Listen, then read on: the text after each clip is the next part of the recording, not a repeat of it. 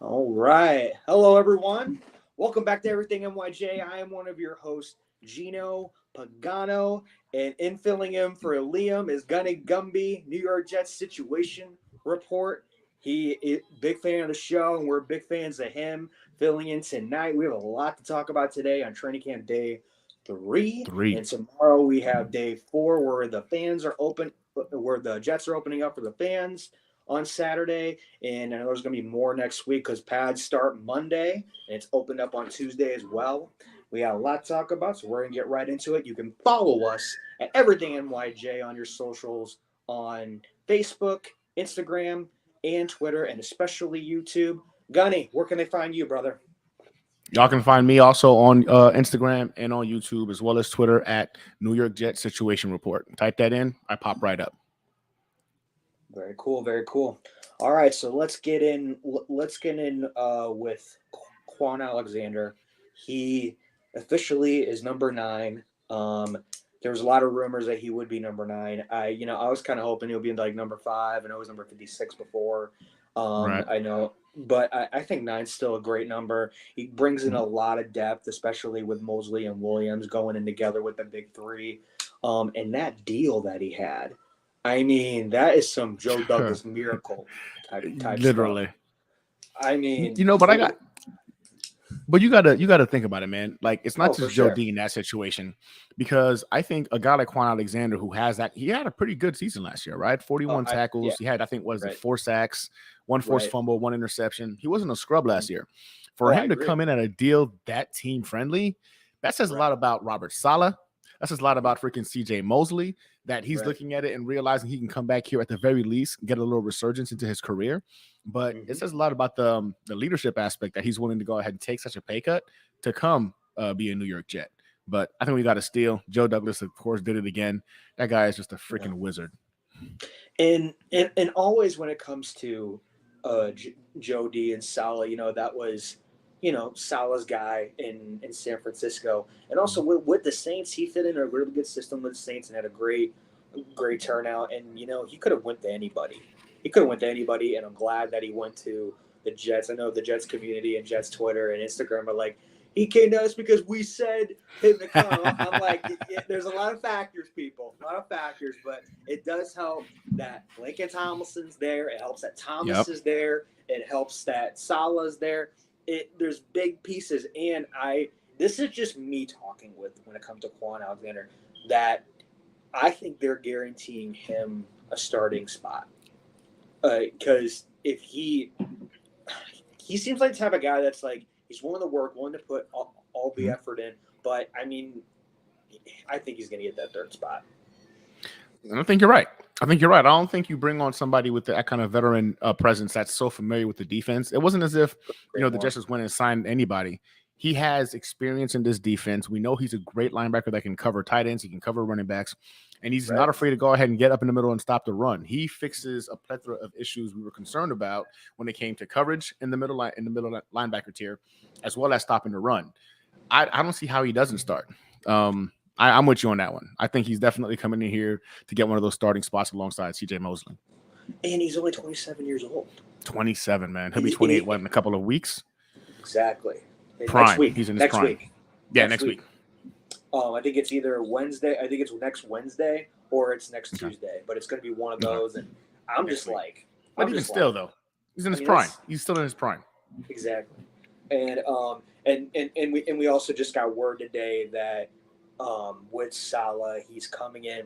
They're going to work him out big time tomorrow and Mm-hmm. Sunday. They're going to have a game plan for him on Monday to see what he's going to do, how he flows, Right. and where they're going to put him, and which is really great when it comes to that kind of guy because he's just he's an animal. I mean, he will go after you like Lawson. Like Carl Lawson, Facts. they gotta stop Lawson sometimes. That's what they did with them today. And Lawson was pissed. Facts. Yeah, he was not happy about that, man. The grinding mode that you want to see in the competition and stuff with that. And then Becton had a good day today. He I did. was really happy. It was a good day for him. He's getting stronger every single day. He's been working out since 4th of July here as well. I mean, we're at day 3. as you know, day 3, there's going to be ups and downs all the time. You know, the Right. offense had a good day Wednesday. Defense had a good day yesterday. Today, it's up and down. And it went to overtime where Corey Davis made a really great catch That was a today beautiful catch. for the touchdown. I know Zach, you know, was up and down today. I know Flacco kind of won today a lot because Flacco, you know, I know people, you know, we're not harping on backup quarterbacks. I know, but like, I am so confident that if Zach goes down again, either with an injury, you know, I mean, or something, I'm confident that Flacco is going to come through. He's been looking good. 100%. Well, what do you think? 100%. Joe Flacco he's a starter in at least 10 teams in the NFL right now.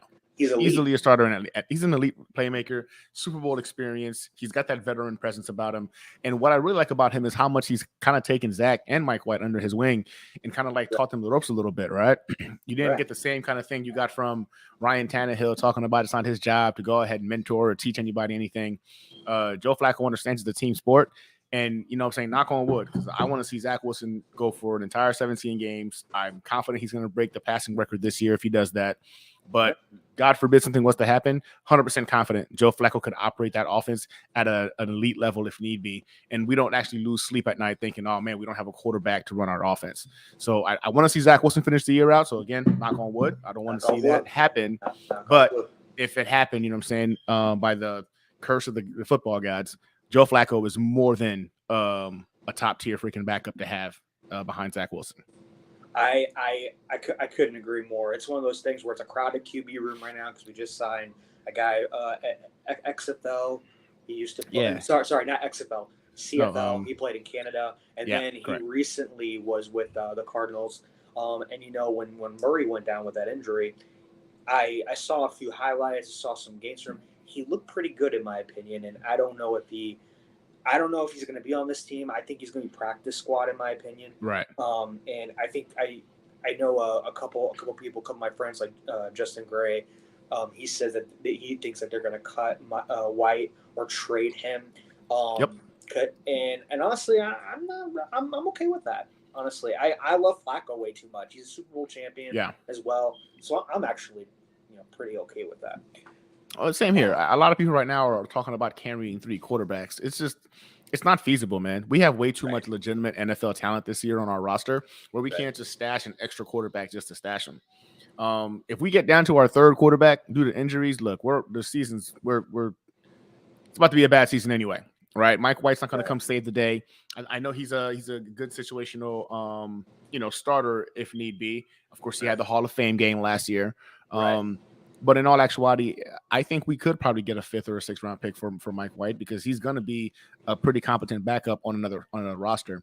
But I'm with you, man. I think Joe Flacco is too valuable for us to not have him as the backup, and I don't see us carrying more than 2 quarterbacks this year going into the season.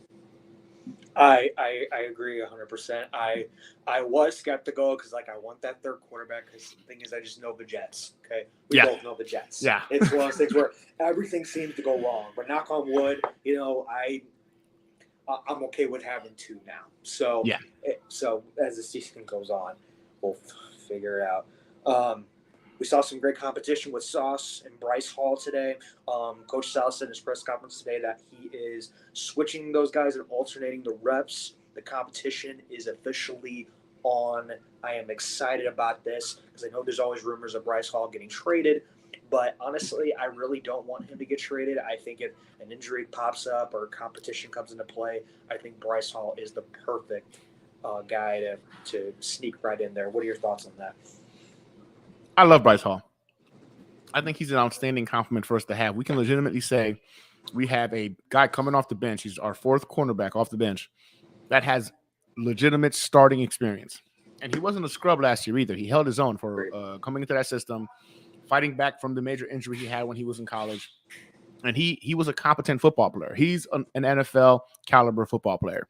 So to have him right now competing with Sauce says a lot. I mean, I understand that it has to be said. Everything's earned, nothing is given. But I don't believe for a second that Sauce Gardner is not going to be the starting cornerback come the season opener. The guy's just got too much length, too much speed, too much athleticism for us to keep off the field. So But again, like you said, right, we are the Jets. Knock on wood. The football gods seem to have our back this offseason. Hopefully it translates into the actual regular season. Keep these guys healthy. But having a complement of defensive backs that can go ahead and operate in this defense is not a bad thing. I do not want to trade Bryce Hall. I do not want to trade Bryce Hall. I'd rather have him there because he's another weapon we can add to that secondary that can only help us win games now. I couldn't agree more, especially when Salah said in his press conference today, as Salah and Douglas talked earlier that the night before, he said that the best motivation is competition. Exactly, and and that's why they brought him, Alexander, and that's what you want to see with Bryce Hall and Sauce, especially now in my opinion, I know other Jets fans' opinions, and I want to pick your brain on this. What do you think is the less competition that we are thin in this position? I'm thinking safety, but I mean we're pretty stacked. I mean we got 17, like your front, and also with where Johnson's position is, Jermaine Johnson's position, and then you have. I know we have like 9 safeties. I'm hearing, but I still think we're thin, especially in that position, because I know Bates has been tossed around a little bit. Yeah, but I love the veteran presence with Joyner. I do too. With Pinnock and Ashton Davis. You never know if Ashton's going to get cut or not, but they love Pinnock. They think he's going to be their next starter. But are you convinced? Because I don't know if I'm convinced yet. I will tell you this. I have 2 concerns on this entire roster right now. Literally 2 concerns is not a lot to worry about in terms of where we've come from as Jets fans. But I'm with you in the safety position. I do like Joyner, but we didn't see him last year. So in all actuality, it's like having added him this offseason to the roster. He's not a scrub either, right? We've seen him play the game. He's shown that he can hang at the NFL level. He's got good ball skills. Whitehead, man. I mean, that's, I think, what makes me feel better about the safety position. Bringing him on, we're talking about some guy who was competing against, Tom Brady in practice. You know what I'm saying? That guy has a lot of experience with one of the greatest quarterbacks to play the game, as well as that offense is a high-tempo offense when they're going through training camp. He brings that level and a Super Bowl presence as well, right? Super Bowl champion. He brings high caliber play to the backside of this freaking defense, and I think that makes me sleep a little bit better at night. So if I had to pick a specific position where I'm really worried about, it's the swing tackle position behind Mekhi Becton, behind George Fant. We got Chuma Odoga, we got Max Mitchell, who again is a rookie. I would not want to see that guy jump into the fire right now into the NFL. So I am concerned about that position more so than I am about the safety position. But maybe that's just me being naive. But man, I would like to have some confident offensive tackle depth after George Fant and Mekhi Becton. But maybe that's just me. Well, I mean, we got Herberg from the Eagles. They waived him and we picked him up, and then we signed Isaiah Williams. But honestly, to me, it's just not enough. I don't think it's enough, in my opinion. I agree. So it's not. I do want another guy, and I want another person there. It's just one of those things where who we still have a lot of available big time guys out there, of course, and then so got cuts and trades going on. So right, the sky's the limit. Just like Moses saved our asses last year, yes. Before the season we picked them up. I mean, that was huge. But and I doubt we'll find a caliber of Moses again falling to the wayside and into our laps. But I agree with you there. I think that as the training camp progresses, there's going to, again, everybody's got to get down to that 53-man number. It's not just us. Everyone's got to figure it out and get to that number. There could be some quality depth potentially drop throughout the season that Joe Douglas, you already know he's got his eye out, just waiting to see what that waiver wire looks like. And and also to mention, switching gears, last day on the block for tomorrow, so that's good. So we can see things transferring over to go in the pads on Monday. I think that is going to be crucial. Salah said pads is crucial today in his press conference, and I'm super excited about that. I think everyone's excited. We all want to know what we're working on coming into this week. I'm glad that the safety rules are there. I'm glad everything's in place because we need to protect our players, just like what they've been doing with Lawson. I know we're mentioning that and everything. And also, with Fant, we'll be talking about Fant and Rucker and Barrios. What do you think about that? Did my camera just go out? Yeah, it just went out. You okay? Oh, crap. Yeah, hold on. Am I back? Yeah. Okay. Sorry. Say it one more time. What's that last question? So talking about with Rucker and then with everything going on with him and then Barrios and Fant, because I know they're talking about Lawson. We got to keep him at an arm's length because he's going to go overboard, which we love. But I think Saleh is right. Can't push it too much because injuries last season is just rough.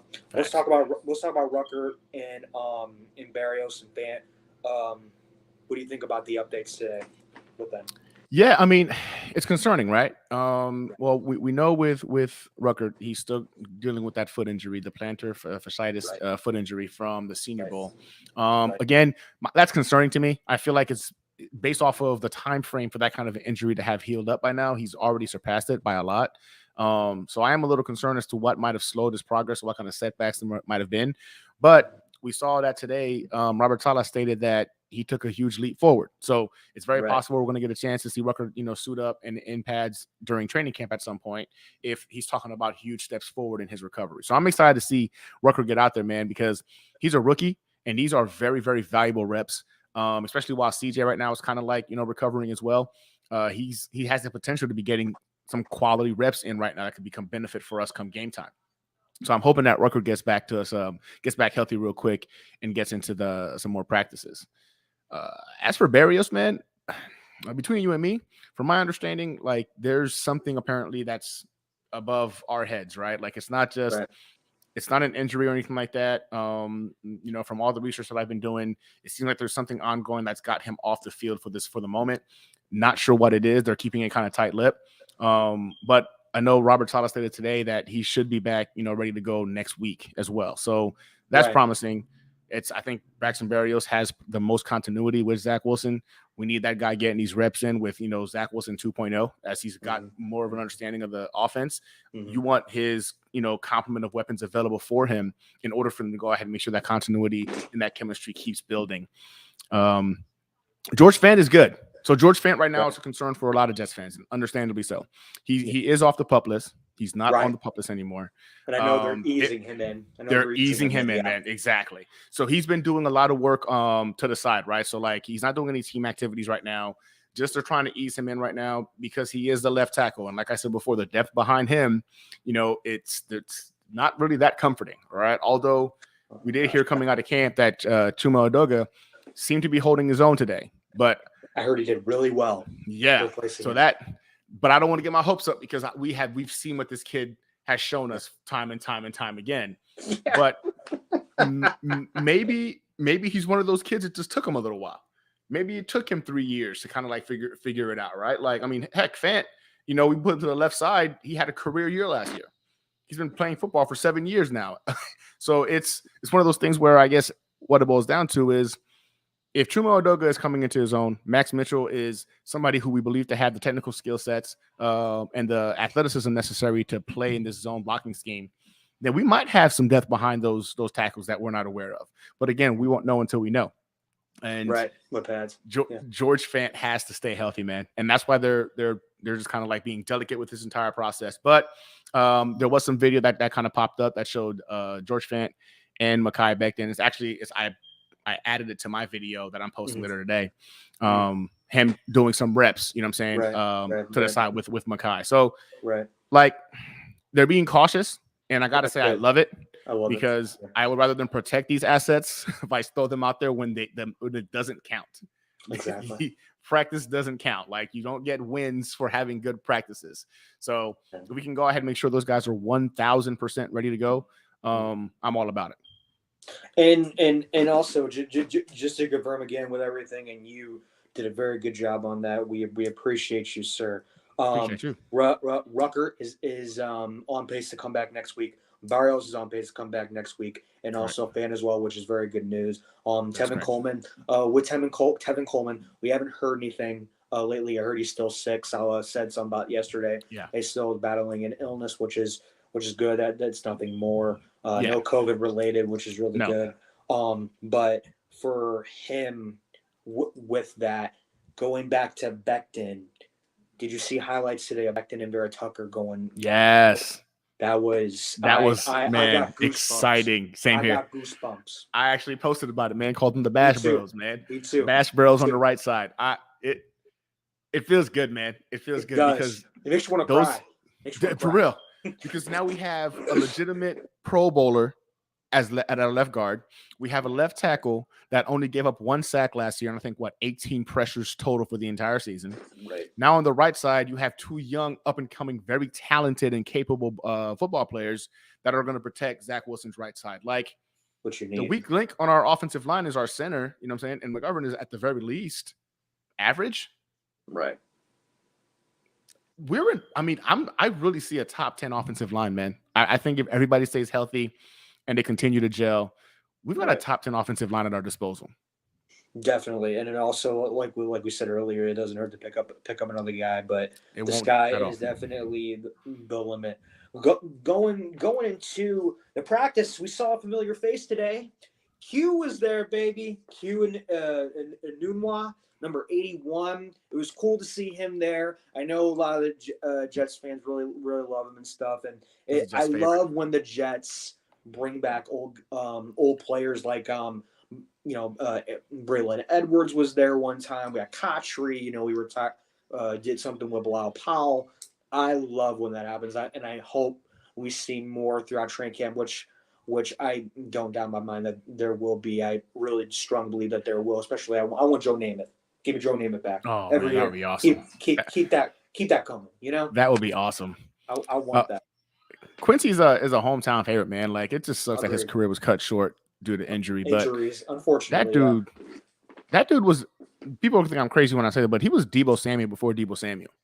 Like, wow. Okay. Quincy, a lot of people think I'm crazy when I say that, man. But if you look at their play styles, very, very similar. Quincy can go ahead and, you know what I'm saying? Like, he can come out of the backfield and whatnot. He was a bruiser. Like, he wasn't the fastest wide receiver, but he was dependable hands, and he was going to go ahead and drive for every yard that he could get. Like, I'm a big fan of Quincy, man. It was it was sad to me when his career got cut short due to injury.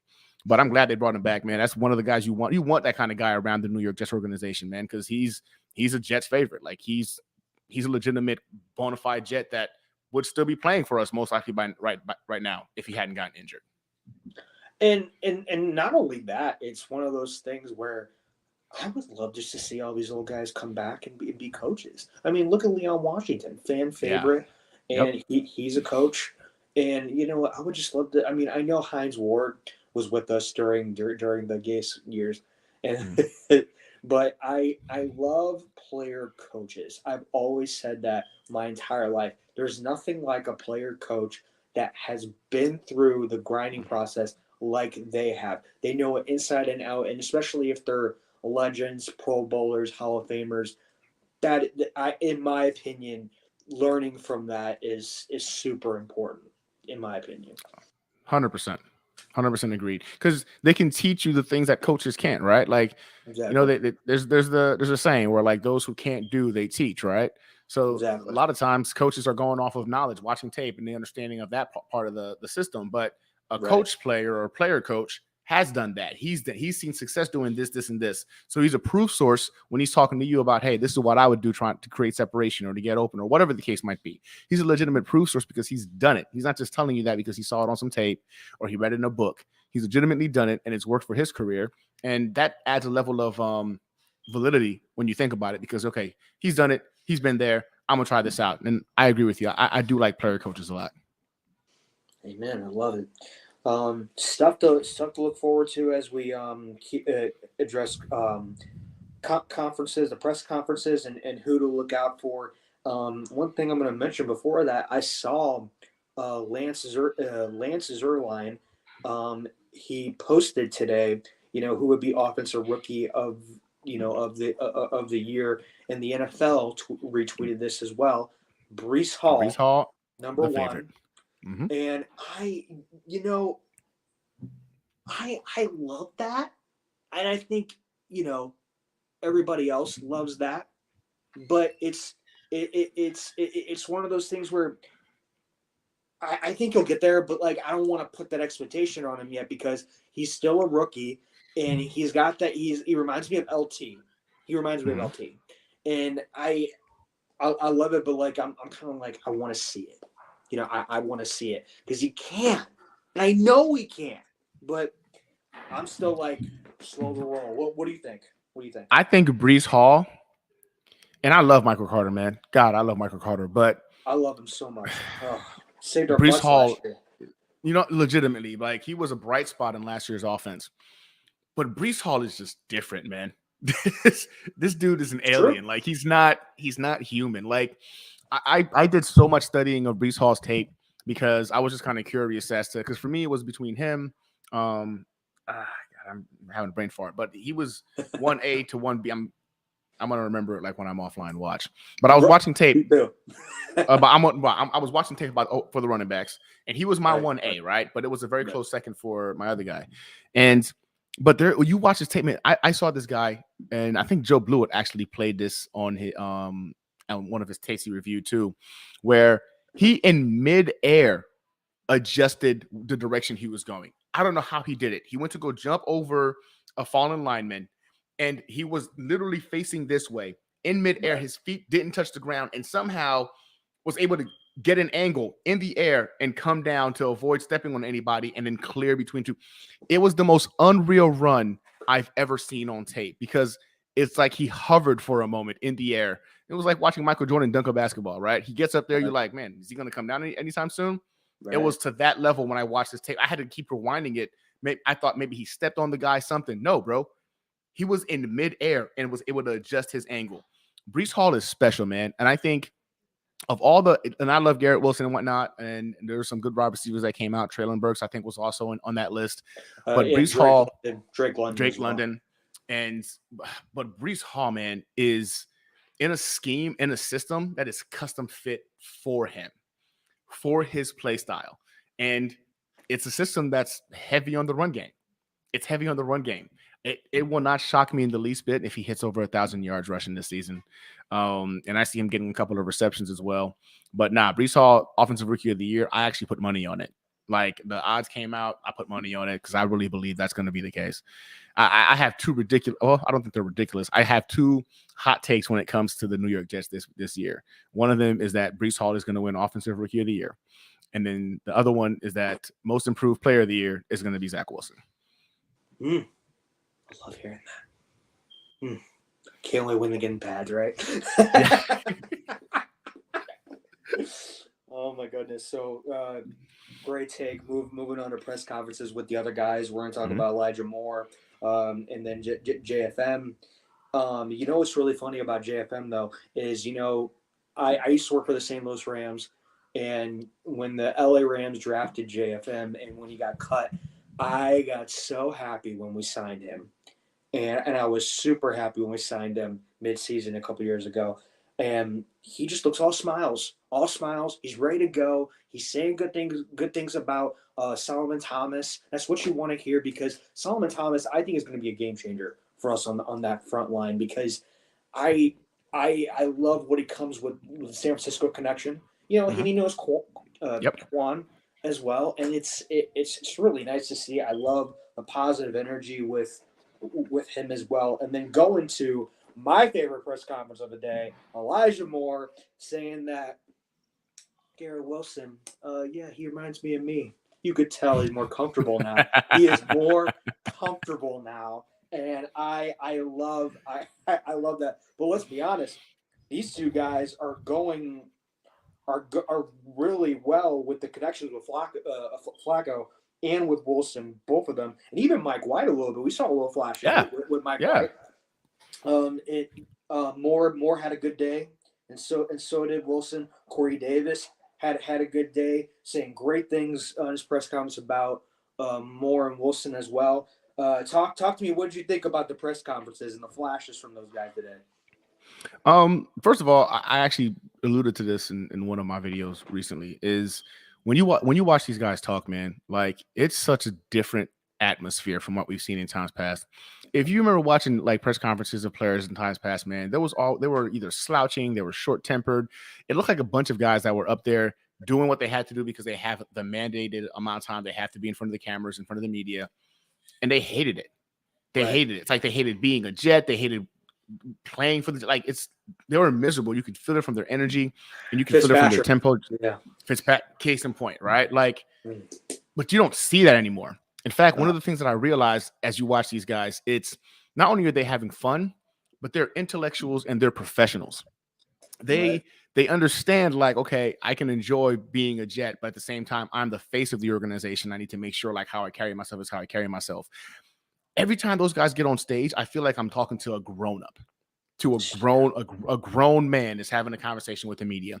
And we haven't had that in a while, man. So to me, I love the press conferences. I watch all of them after every training day, just to go ahead and get a feel for how everyone is feeling, how they're thinking. And they're all on the same page. They're all saying the same thing.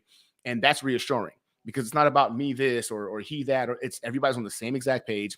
The words coming out of training camp are Zach Wilson's legit. Like we got, CJ Uzoma, who just, played on the Super Bowl contenders, played with Joe Burrow, who's arguably a top 5 quarterback in the NFL right now, talking about how Zach Wilson is the real deal. Not that, he's like, it's the real deal, but you guys are going to see it for yourself.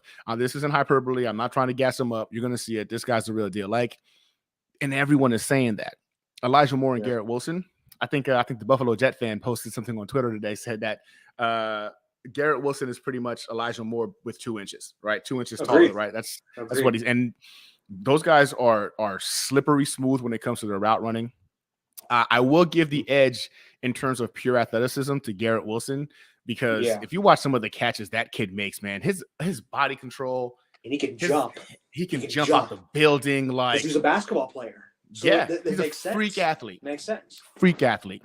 I feel really good about these guys, man. I think Jamar Chase, you know what I'm saying, and Justin Jefferson kind of set the tone as to what we expect from rookie wide receivers, right? And I'm not going to sit here and tell you that like Garrett Wilson is on the level of a Jamar Chase or Justin Jefferson. I can't tell you that. But I also can't tell you that he can't do it because at the end of the day, he was probably the top wide receiver in this draft, right? I had a higher grade on Jameson Williams, but that was purely off of the elite speed aspect that he brings to the table. He's also a good route runner, also had good hands. His health is obviously a concern, but for me, I had a higher grade on Jameson Williams than Garrett Wilson. But ultimately, Garrett Wilson is a baller, man. He's a baller, and he's been a baller since he was in high school. Like this isn't somebody who was a one-year wonder or he had a flash in the pan kind of season. He's consistently proven his ability in high school, in college, as a freshman, as a sophomore, as a junior. And you can't help but look at it now and just be like, man, now he's going to do it as a Jet. And every time like he was called upon to elevate his game, he's done so. We have no idea what his ceiling is. And I think we're going to go ahead and find that out. We're going to find that out this season. Agreed. I agree with everything you're saying. Shout out the Buffalo Jet. Boys, yeah, keep grinding, and we are grinding. We are on top of it. We're trying to be like you, Buffalo. Yeah, trying to be like all of them. All of them. It doesn't matter who. It's all community. I love how we all support each other. There's nothing like being a Jet fan. And just like Buffalo Jets said before, I've said it before. A lot of people said before. When we win a championship, I'm going to be looking for receipts. So am I, man. I got so many saved tweets in my phone right now, bro. Oh my god. I'm petty, bro. You have a file? I'm petty. You have a file for it? Yes. Oh, dude, I love that. Yes. I have saved tweets in my phone. It's literally entitled Jets Haters. And all it is, bro, it's just me looking at it's got text messages from my friends who were talking crap. I'm a very petty individual, man. And we've been starved as Jets fans for a very long time. We've been taking it on the back end from everybody else and their freaking mom. And I can't wait to dish some of it back, man. Like I can't wait. Because I'm keeping receipts. Oh, dude, I'm 100% with you. Going into today's practice, which was a really good one for the offensive line as Edgewa. Is it Edoga? What's his name? Edgewa. Adoga? Chuma Yeah, Adoga? yeah. There you go. Yeah. Sorry. Yeah. No, you good. Like I say, he looked really, really good, and it was against Carl Lawson, and that said something when you're going up against Carl Lawson for the backup of Fant. I know that everyone's not worried about Fant, but like if you have confidence going up against Carl Lawson, especially his backup too, like that reassures me for now until he gets in the pads. But I like what I'm seeing though. I like what I'm seeing. Yeah. And you got to think last year when it was Carl Lawson versus, our guy, the big ticket, Mekhi Becton himself, you kept hearing like, yo, he was smoking Mekhi Becton. He was smoking Mekhi Becton, which wasn't a bad thing, right? Iron sharpens iron. No. And it only was going to make Mekhi Becton better, right? To deal with a power rusher of the caliber of a Carl Lawson. But again, I will say this. Chuma Adoga is getting his props where props are due. I'm going to give him that all day. Carl Lawson was the one opposite of him, and he was able to keep him from getting to Zach Wilson. But I don't believe Carl Lawson is authorized at the moment to go 100%. I do believe that the individual that Chuma Adoga was going up against was maybe a 70 to 80% Carl Lawson. I'm just being honest. Hey, that's just how I feel about it. That's fair. I love it. That is fair. That is fair. You know what? I like what I saw with the Williams brothers had back-to-back tackles against Zach Wilson. Yeah. I love seeing that. Because I think Quincy Williams can be a Pro Bowler this year. And I think his brother can be too. This is the first time since drafting what's the first Wilson's name? Not Quincy, the other one. Quentin. Quentin. Okay, there you go. Quentin first Williams. time since Quentin Williams was drafted, we have surrounded him with good talent. And it's showing. Not only is it showing, but seeing back-to-back tackles, especially when your brother's there. In my opinion, I think brothers, it's cool having brothers on the same team.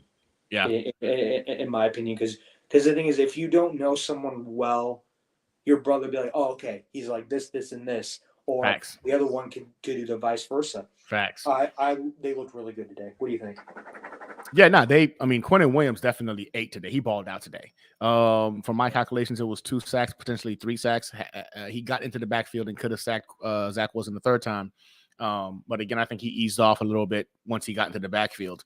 And that's that veteran leadership in him, knowing that he's got to give the quarterback an opportunity to at least scan the field, get the ball out. So I think he could have got 3 sacks today. When you look at some of the video, he could have got 3 sacks, but he got 2. And then his brother Quincy got into the backfield as well, got himself a sack, and he also got a couple of pressures on Zach. They balled out, man. The defense in general balled out today, man. Like we had 2 interceptions, one from Bryce Hall, one from Whitehead. So the secondary is creating turnovers, which we love to see. And a lot of people will look at it and say, well, this is bad for Zach Wilson. But I'm like, no, this is good for Zach Wilson. We want him to make these mistakes right now, you know what I'm saying, during training camp. Because Zach Wilson has the intellect and the IQ to learn from it. So let's teach him these lessons now. So he's not making these mistakes, come game day. But the Williams brothers ate today, man. And it was impressive to watch. And that's just telling, because like you said, like with Quentin having legitimate help on the left and on the right side of him now, and you don't have to worry about it's stacked. All of it's stacked. It doesn't matter who you put in. You can put Williams in, no problem. It doesn't matter. You Jacob Martin, Vinny Curry, Lawson, Jermaine Johnson. List goes on and on and on. It's like a spice, it's a cupboard of freaking sacks just waiting to happen, man. Like the defensive line is definitely our biggest strength. And if Quentin Williams doesn't get double-digit sacks this season, I don't think it's ever going to be possible. I think this defense is made to help him win. He had 6 last year when he didn't have a lot of help. So I expect to see him take the next step and get into that double-digit sacks. So I don't know about you, man, but I see 2 guys getting double-digit sacks this season. And you're going to think I'm crazy for the second one. I got Quentin Williams as my first guy. Oh, yeah. And most people would say Carl Lawson is going to be the other guy. I think it's going to be Jacob Martin. Yo, I talked about this yesterday. Jacob Martin. It was in my mind not the sneakiest signing of free agency, but very underrated signing yes. of the Jets free agency. It was great getting the Agreed. tight ends. We needed that, getting Whitehead, getting Reed. Props to Yeah. all them. But my God, he did so well. He was the bright spot of the Texans defense last year. He was the only bright spot of the Texans defense last He year, man. balled out, and I'm surprised he didn't sign back. But at the same time, I was shocked to let him go. with us. Yeah. Truthfully, when I heard he was leaving, I thought they're stupid. They're stupid. When I heard the Jets were signing him, I'm like, hell yeah, let's go. So I was excited when I saw where he was going. But I didn't think that was going to happen, man. I really thought they were going to go ahead and give him a contract to stay here. Right. He was literally their playmaker on defense last year. And he had a good day today as well. Who also had good days today was Whitehead had an interception. Clemens had a sack today. Correct. Bryce Hall had an interception today, which was really nice to see, because Zach Wilson did struggle a little bit, but he did bounce back with Corey Davis and Wilson with touchdowns, especially at the end with Corey Davis. Man. It's nice. Did you see that? Huh? Did you see the Garrett Wilson touchdown? Bro, let's just say this. When I saw that, I got up and so me and the wall are just right here. I went up and I was like, oh, right, you're near the wall. Because I wanted to do that fist pump. Man, I think what made it more impressive, it was against Sauce. Sauce ain't no scrub. It was against Sauce. Yeah. That route was so crisp. It left Sauce like in the dust. He created so much separation. Like you and I could have potentially made that pass and got the touchdown, right? Like I agree. Man, Garrett Wilson is going to be scary, man. Like we've got 3 legitimate wide receivers that would be starters on any other team in the NFL. And we keep forgetting about Barrios because he hasn't played right now. So exactly. It's like, and Jeff Smith's doing well too. So it's like even Denzel Mims. Yeah. Even Denzel Mims is balling out right now. Yeah. Why do I keep forgetting? I love Denzel. This is probably the best he's looked in a long time. I know he dealt with injuries. I know he had food poisoning, but Mims looks ripped and he looks good with White and Flacco, even Wilson a little bit.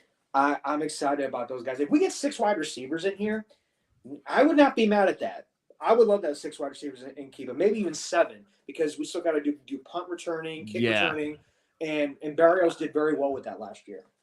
That kid that we just brought on from the XFL? XFL Davis. Yeah, bro, he looks pretty good too. You saw he brought one back to the house today in training camp, and it looked that boy's fast. Like it looked like he shot out of a rocket, man, and scored on it. So there's just I was watching the Robert Saleh press conference, and he said something that really resonated with me, man. He said it's a competition, obviously, I'm saying the competition piece. And then he stated that we're going to have to go ahead and cut real football players. Yeah. He goes, we're going to have to cut real football players. Like these kids, we are stacked right now. When the coach says that, and he knows somehow, somewhere we're going to lose valuable assets because our roster is just so deep. It's reassuring to hear it because we've been saying it as content creators and as Jets fans, right? But the coach said, man, we're going to lose real football players, because we're going to have to cut some people.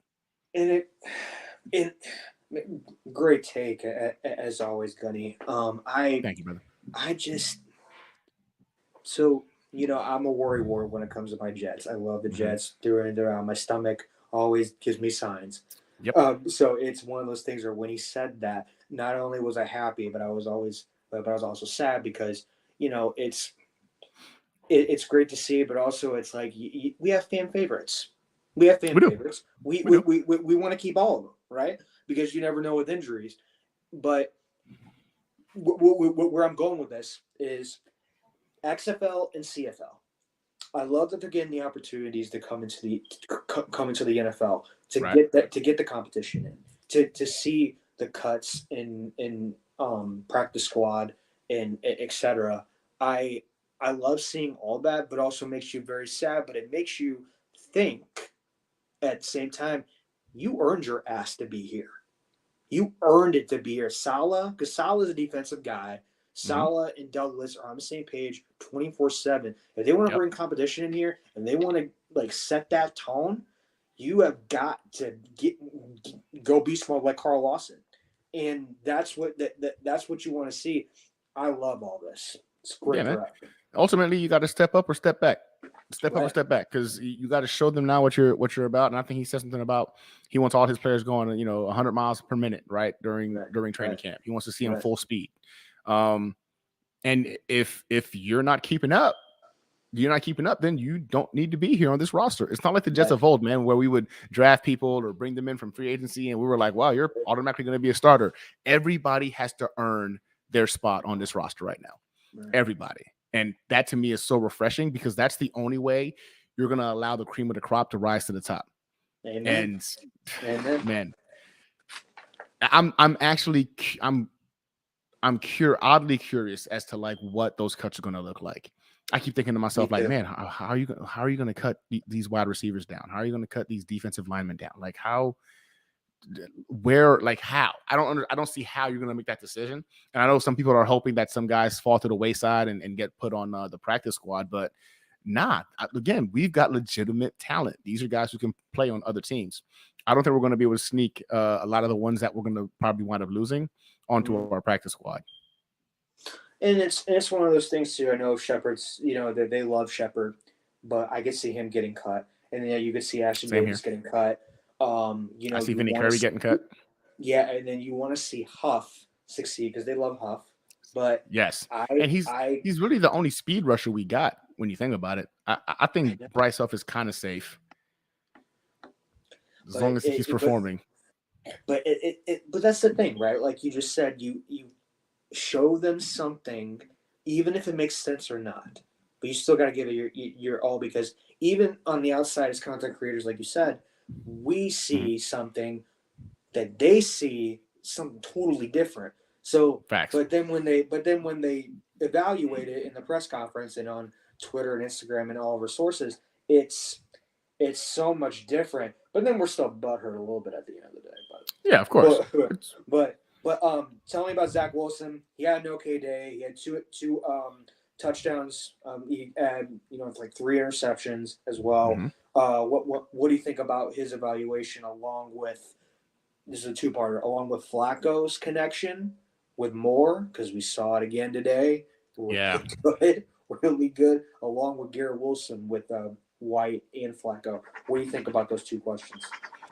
So with the Zach Wilson, man, like again, a lot of people are frustrated with today's performance, right? 2 interceptions, especially since the first throw of the game was an interception. But you look at it this way: that first throw of the game, it was slightly thrown behind Corey Davis, and Bryce Hall just made a really good play on the ball. Like, it was actually a better play on the ball than you realize until you watch it, and you're like, okay, it was thrown behind Corey Davis, got that, but Bryce Hall had to make the play on the ball still to get that interception. So that's kudos on Bryce Hall. The miscommunication on the one with Whitehead was one where, all right, you saw that him and the receiver had to they did the old boom, you can tell it was a miscommunication, but now it shouldn't be an issue again, and you didn't see any more of that stuff happen throughout the rest of the practice. Right. So for me, Zach Wilson having an off day today, it's not a bad thing. Again, we want him to get these kinks out right now, and the second interception is one obviously they could have both prevented had they been on the same page. And the moment they weren't, they reconnected, and then boom, it didn't happen again the rest of the game. Right. So ball placement on that touchdown to Corey Davis goes to show you he went back to Corey Davis again. Right. And that was a bullet, like only where Corey Davis could make that catch. So you realize he made up for throwing the ball behind him earlier in practice. Right. So for me, the fact that he didn't make the same mistakes twice is very rewarding to me. It's exuberating confidence to me, because he knew where he messed up. He fixed it. It didn't happen again. Then he did some beautiful throws on third down conversions to Bryce Hall and to Elijah Moore. Like, the kids got it, man. The kids legitimately got it. And we're going to see it more and more, especially next week when they're in pads and they're going a little bit faster, a little bit harder. I'm excited to see some of those practices to really see how he puts it all together when things is going full speed. But now with Zach Wilson, man, I'm not concerned.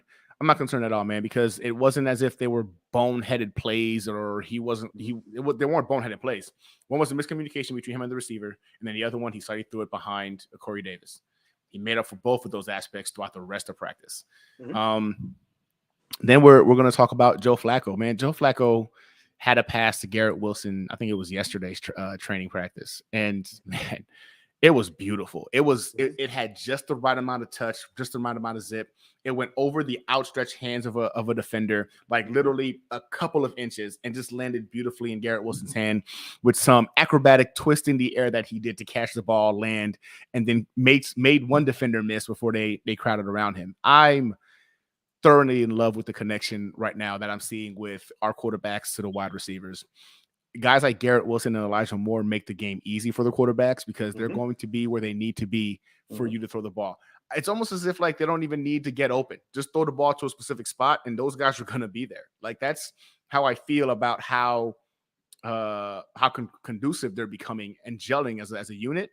Because again, some of the throws you saw Zach Wilson through, he's throwing balls before individuals are getting open. Right. Throwing them before they get open. That shows that they're on the same page in terms of the route running, the timing, and bro, it's like his tour. Exactly. He did a tour, and it showed. You're seeing the results. Yep, you're seeing the results. Correct. And not only that, I've been saying this for a while. I haven't said it like just behind the scenes, but not too often. But I'm gonna premiere it right now with you. This is the best we've seen Corey Davis before he got injured last year and in training camp than he ever did with Brian Tannehill, what he did with Marcus Mariota. That is my personal opinion because Wilson, he almost went for 1,000 yards if he didn't get injured. If he didn't get injured, he went out 1,000 yards. I mean, easily. And it's that connection building outside the facility makes Corey Davis have a really good bounce back year. And honestly, it's his last leg to have a bounce back year, in my opinion. What's great about Corey Davis, bro, is that he when he came in last year, he's not a wide receiver one. Corey Davis was a top 5 pick. I think right? he's a 2 or 3. I think he's a good 2 and elite 3. Yes, I think he's a good wide receiver 2, but an elite wide receiver 3. And right now he's wide receiver 2. I think he's gonna be the one that beats out Garrett Wilson for that number 2 role, right? But it won't be long before Garrett Wilson supersedes him. And it could very well happen during the season. And if it happens during the season, you put him as a wide receiver 3. Right. He's I would love to see him do a lot more out of the slot because he had a hell of a year. His last year with Tennessee, a good portion of his catches, his yards came from matching up against slot cornerbacks. And he had like 340 something yak yards that year. I did a whole video on yards after the catch. Yeah. And it was a career year for him, putting him in that role of a slot wide receiver, not expecting to be the wide receiver 1 or the wide receiver 2. I think Corey Davis also lost some weight. He understands that he needs to go ahead and stay healthy. He looks good. I think he looks the smallest I've ever seen him actually in an NFL uniform. I think he's like 209 or 210 right now. And I think that's his mindset of trying to go ahead and prevent, further injury by being a little bit lighter. But if Corey Davis can slide down to that more comfortable, more elite wide receiver 3 status, Garrett Wilson elevates himself to that wide receiver 2. Because to me, Elijah Moore is wide receiver 1. It's not even a question for me. Elijah Moore is wide receiver 1. But Garrett Wilson could be a wide receiver 1B. Like he's got that kind of talent.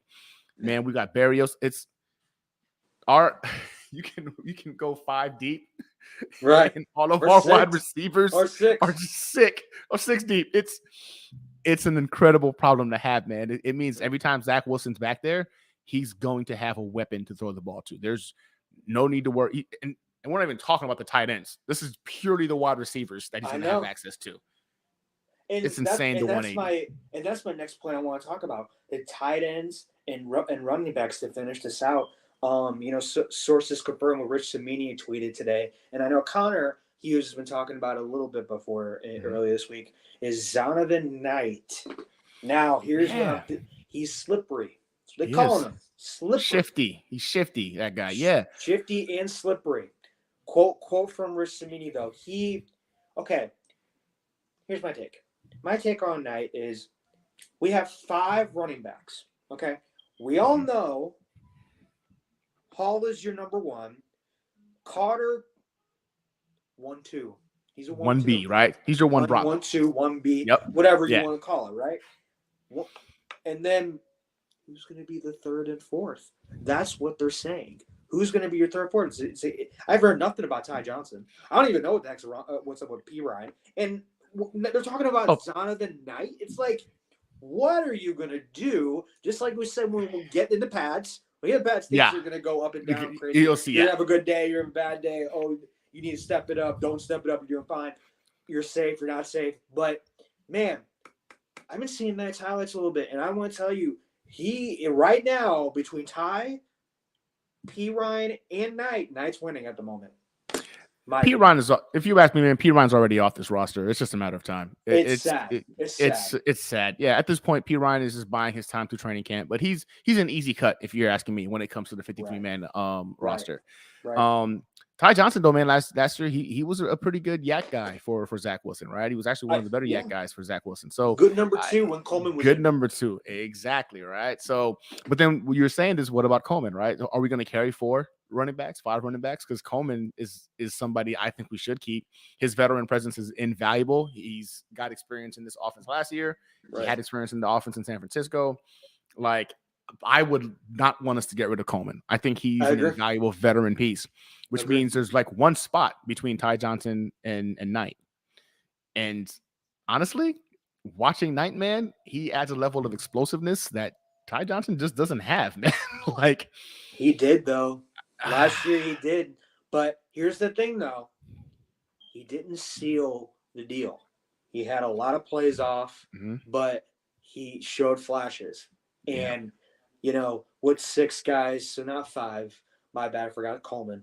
But Coleman, Sal and him go way back. They love each other. That respect. And I agree with you. I think Coleman will be the number 3 or number 4 because Knight is going to fit in there. I would love to see Knight on special teams for a kicker punt returner. Definitely. Or Davis, that other guy Davis we got from the XFL. But it's one of those things where I love what I'm seeing from Knight, and that running back room is crowded. Everyone's crowded. It doesn't matter who you want from the safeties. Safeties aren't crowded, but the cornerbacks, Sauce Gardner. Cornerbacks crowded. Everyone's crowded. Defensive line crowded. QB's crowded, bruh. Shoot.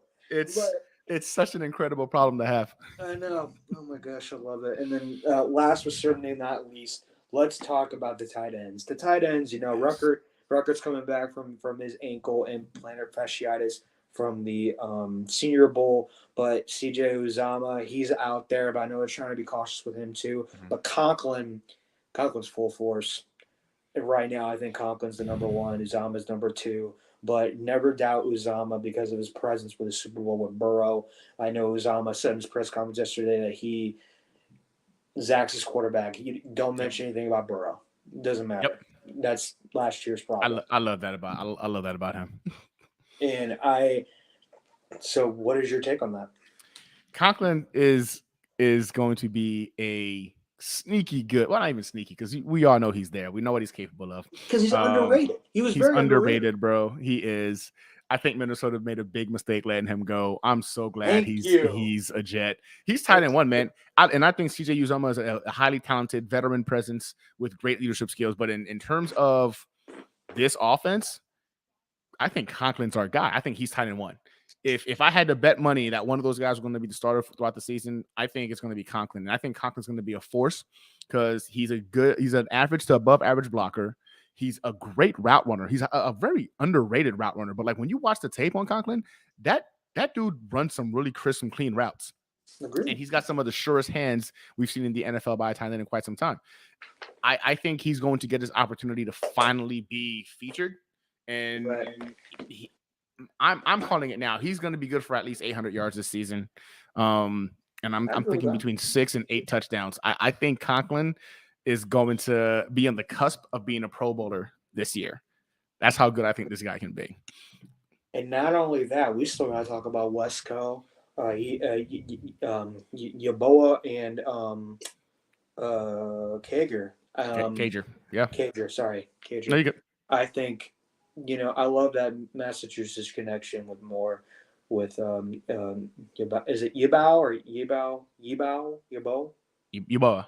Yeah, Yeboah. I think I love that Massachusetts connection, but I think he's a good practice squad guy because Yeah. he did pretty good at the end of the season last year. I mean, nothing too flashy, nothing too big, but Cager, sorry, he was good at wide receiver, and because he's a big guy, he wanted to Yeah. move to tight end. I could get that, but Zach loves Wesco.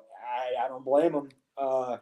Because you got to build relationships. He went to Utah, so it's Yeah. like But I don't think I think but Wesco's gone.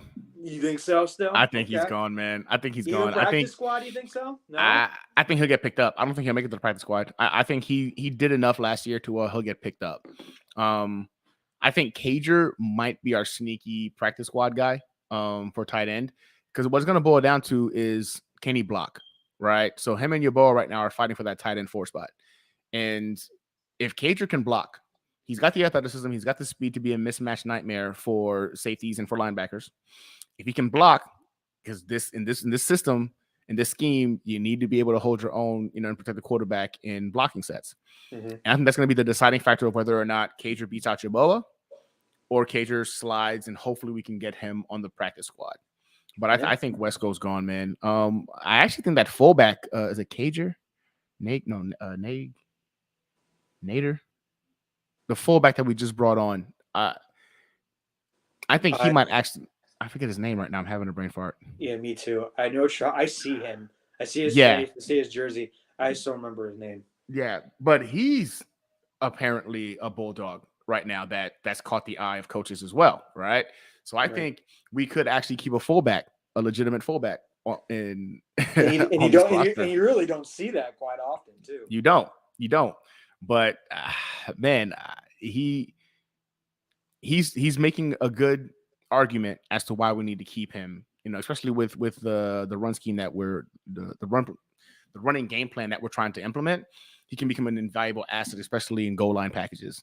And I can see him possibly sneaking in there and causing us to lose one of those tight ends as well. So we might just carry 3 tight ends and then him as a fullback. Ruckert's obviously going to be on the roster. I mean, barring any injury or a setback from his foot, he's going to be on the active roster. But I think we'll carry 3 tight ends, and we'll probably have Cager on the practice squad. I do believe Wesco's gone. And then that fullback, I think, is going to be one of the guys that winds up sneaking in to take one of those tight end spots. But maybe that's just me. No, I agree with that. Sometimes it's good to have a 4 tight end on a practice squad. I've always agreed with that. Fullback, we haven't had a true fullback in a long time. Right. So I really hope, since in my mind, Tony Richardson, but since we haven't had the Jets, because everyone was really high on Connor. Connor back in the day with Rex, and but he didn't really work out. But that's all I got. Everyone, thank you for listening. Always my friend Gunny Gumby. Gunny, where can we find you again? Again, guys, y'all can catch me on YouTube, Twitter, and on Instagram. Just type in @NewYorkJets SitRep, SITREP, or Situation Report, whichever. And then I'll pop up. I'm the first one that pops up. Just go ahead and click that, follow. Got some good videos dropping throughout the season, following training camp as well. Got some good stuff actually planned for when the season starts off. It's going to be a good time. So if you're not following me, highly recommend you do so. I think you'll appreciate it. All right, guys. So thumbs up, click the subscribe button, leave a comment. We love your nonstop grind on this channel. Everything NYJ, pump for the season. Gunny Gumby, thank you again, my friend. Everything NYJ, social media on Facebook, Instagram, Twitter. Follow me at Italy_Jet on Instagram and Twitter, and then follow Liam Johnson on Instagram. Thank you guys so much. More content coming this weekend and next week. We've got a very busy week. I am going to be on Gangrene Germany on Tuesday, and we'll be back on Monday and Wednesday. Thank you guys so much. Gunny, thank you again, brother. Have a good night, everyone.